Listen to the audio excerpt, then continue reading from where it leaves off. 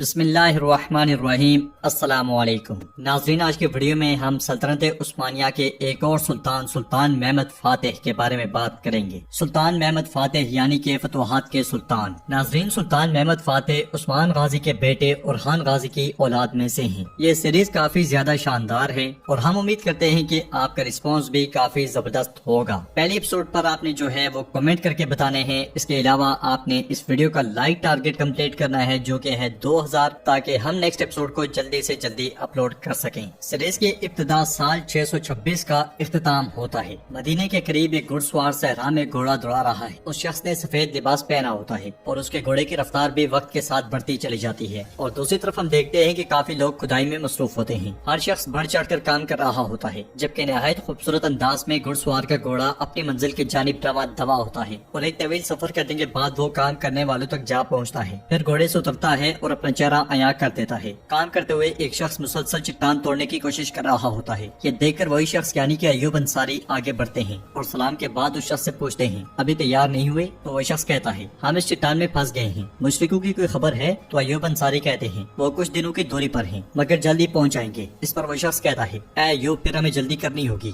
گاؤں میں موجود ہر شخص پریشان ہے۔ یہ سنتے ساتھ ہی ایوب انصاری اسے ہتھوڑا لے کر چٹان توڑنے لگ جاتے ہیں۔ ایک آواز گونجتی ہے، رسول اللہ صلی اللہ علیہ وسلم تشریف لا رہے ہیں۔ یہ سنتے ساتھ ہی سب کی نظریں ایک جانب ٹھہر جاتی ہیں اور ان کے چہرے کھلکھلا اٹھتے ہیں۔ ایوب انصاری مسکراتے ہوئے ہتھوڑا آگے کر دیتے ہیں اور ہتھوڑے کے چٹان پر لگتے ساتھ ہی چٹان ریزہ ریزہ ہو جاتی ہے۔ اگلے منظر میں ایوب انصاری پھر سے اپنے گھوڑے کو دوڑا دیتے ہیں۔ دوستو، اس کے بعد ہمیں ایک گاؤں دکھایا جاتا ہے جس میں بسنے والے مسلمان کافی زیادہ پریشان اور نا امید دکھائی دیتے ہیں۔ گھوڑے کو دوڑاتے دوڑاتے ایوب انصاری اس گاؤں میں داخل ہو جاتے ہیں اور بلند آواز سے کہتے ہیں، اے مسلمانو، اے مسلمانو۔ یہ سنتے ساتھ ہی سب لوگ ان کے پاس جمع ہونے شروع ہو جاتے ہیں اور ایوب انصاری مزید کہتے ہیں، نا امید مت ہو، رسول اللہ صلی اللہ علیہ وسلم نے خندق میں کچھ دیر قبل بشارت دی ہے۔ میں اللہ کی قسم کھاتا ہوں جس نے نبی صلی اللہ علیہ وسلم کو بہترین کتاب اور دین حق سے نوازا ہے، مجھے دل سے ان کی باتوں پر یقین ہے۔ میرے بھائیوں، رسول اللہ صلی اللہ علیہ وسلم نے فرمایا، مدینہ میں کسرا کے مقام سے لے کر یمن، دمشق اور شام تک تمام علاقے مومنین کے ہوں گے۔ پھر آپ صلی اللہ علیہ وسلم نے ایک اور بشارت دی، شاید آج کے دن یا نبی صلی اللہ علیہ وسلم کے بعد ہمارے نبی صلی اللہ علیہ وسلم کی بشارت ہے کہ قسطنطنیہ ایک دن فتح ہوگا۔ اسے فتح کرنے والا امیر کس قدر شاندار امیر ہوگا اور اسے فتح کرنے والا لشکر کس قدر شاندار لشکر ہوگا۔ یہ سنتے ہی ایک بچی آگے بڑھتے ہوئے پوچھتی ہے، اے ابو ایوب، کون ہے وہ امیر جو اسے فتح کرے گا؟ جواباً ایوب انصاری کہتے ہیں، اس کا علم اللہ ہی کو ہے۔ ناظرین، یہاں تک ہمیں نبی صلی اللہ علیہ وسلم کی بشارت کے بارے میں آگاہ کیا گیا ہے جو کہ قسطنطنیہ کے فاتح کے بارے میں تھی، اور اب باقاعدہ سے آغاز ہوتا ہے اس سیریز کا۔ ایک میدان میں خونی جنگ ہو رہی ہے۔ محمد فاتح اپنی تلوار کے ساتھ دشمنوں پر قیامت برپا کیے ہوتے ہیں۔ وہ کئی دشمنوں کو ایک ساتھ موت کے گھاٹ اتار دیتے ہیں۔ ایک گھڑ سوار کے حملے سے وہ زمین پر جا گرتے ہیں مگر پھر سے سنبھلتے ہیں، اٹھتے ہیں اور ایک اور دشمن کو موت کے گھاٹ اتار دیتے ہیں۔ ان کی پھرتی، مہارت اور جلال ایک منظر میں دکھا دیا جاتا ہے۔ اس کے ساتھ ہی منظر نامہ پلٹتا ہے اور ہم محمد فاتح کو ایک جنگجو کے روپ میں دیکھتے ہیں۔ سپاہی ان سے کہتا ہے، میرے سلطان، ہم تیار ہیں۔ اس کے ساتھ ہی سلطان محمد فاتح خیمے سے باہر آتے ہیں تو میدان جنگ میں دو فوجیں ایک دوسرے کے سامنے صف بصف کھڑی ہوتی ہیں۔ ایک فوج ہے سلطان محمد فاتح کی اور دوسری شہزادے اورحان کی، جو بازنطینیوں کے ساتھ مل کر ریاست کے خلاف بغاوت کر رہے ہیں۔ سلطان آگے بڑھ کر فوجوں کی جانب دیکھ رہے ہوتے ہیں کہ شہاب الدین پوچھتا ہے، میرے سلطان، کیا ہم حملہ شروع کریں؟ جواباً سلطان کہتے ہیں، صبر کرو۔ اس کے ساتھ ہی سروجہ سلطان کو دوربین نما ایک آلہ دیتا ہے۔ یہ دیکھ کر اسحاق پاشا جاندارلی سے پوچھتا ہے، اب یہ کیا ہے؟ تو جاندارلی کہتا ہے، ہمارے نوجوان سلطان کا نیا جادو۔ سلطان دوربین سے شہزادے اورحان اور اس کی فوج کا جائزہ لے رہے ہوتے ہیں اور پھر کہتے ہیں، ہمارے پاس اور مہمان بھی ہیں، اورحان اکیلا نہیں آیا، اس کے ساتھ بازنطینی جنگجو بھی ہیں۔ یہ سننے کے بعد جاندارلی کہتا ہے، ہمارے جاسوسوں نے تو ایسی کوئی معلومات نہیں دی میرے سلطان۔ جواباً سلطان کہتے ہیں، سائنس ناقابل یقین ہے جاندارلی، ان کے ہتھیاروں کو دیکھ کر لگتا ہے کہ یہ شہنشاہ کے محافظ ہیں۔ شہاب الدین، اکنجی لشکر کو پیچھے ہٹاؤ، جانے سری آگے ہوں گے۔ تو جاندارلی کہتا ہے، میرے سلطان، ہم نے باغیوں کا مقابلہ کرنے کے لیے آپ کے اکنجی لشکر کو سامنے کھڑا کیا ہے۔ جواباً سلطان کہتے ہیں، اگر ہمارے سامنے صرف باغی ہوتے تو ایسا ہی کرتے، تو ایک بہترین دستہ ہے، لیکن جانے سری بہتر لڑ سکتے ہیں۔ شہاب الدین پوچھتا ہے، میرے سلطان، زاگنوس کے بارے میں کیا حکم ہے؟ جواباً سلطان کہتے ہیں، ہم جب اشارہ کریں گے تو وہ حملہ کریں گے، جاندارلی تم میرے ساتھ ہو۔ یہ کہتے ساتھ ہی سلطان گھوڑے کی جانب بڑھ جاتے ہیں۔ ادھر جنگل میں زاگنوس سپاہیوں کے ساتھ موجود ہوتا ہے اور ایک سپاہی کی ڈھال پر ہاتھ مارتے ہوئے کہتا ہے، مضبوطی سے پکڑو تاکہ یہ تمہیں زندہ رکھ سکے۔ پھر پوچھتا ہے، وہ سب کدھر رہ گئے ہیں؟ تو ایک سپاہی کہتا ہے، وہ ان کا نام سننے سے پہلے نہیں آئیں گے پاشا۔ جبکہ جنگل میں گھڑسوار دستہ بہت رفتار کے ساتھ آگے بڑھ رہا ہوتا ہے۔ انہیں دیکھ کر زاگنوس کہتا ہے، وہ آ رہے ہیں۔ اس کے ساتھ ہی وہ گھڑسوار دستہ ہتھیار لہراتا ہوا ان کے پاس پہنچتا ہے۔ دوسری طرف سلطان میدانی جنگ میں جا پہنچتے ہیں اور سپاہیوں کے درمیان سے ہوتے ہوئے بالکل قافلے کے سامنے جا کھڑے ہوتے ہیں۔ شہزادہ اورحان بھی اپنی فوج کی کمان سنبھالے ہوتا ہے۔ اس کے ساتھ ہی شہاب الدین کے اشارے پر دستے اپنی جگہ بدل لیتے ہیں اور جانشینی دستہ آگے ہو جاتا ہے۔ یہ دیکھ کر اس دستے کی کمان کرنے والا اغان آغا بہت غصے سے شہاب الدین کو دیکھتا ہے، جبکہ شہزادہ اورحان کہتا ہے یہ کیا کر رہے ہیں۔ اس کے ساتھ ہی سلطان کے اشارے پر جاندار لی آگے بڑھ جاتا ہے اور میدان جنگ کے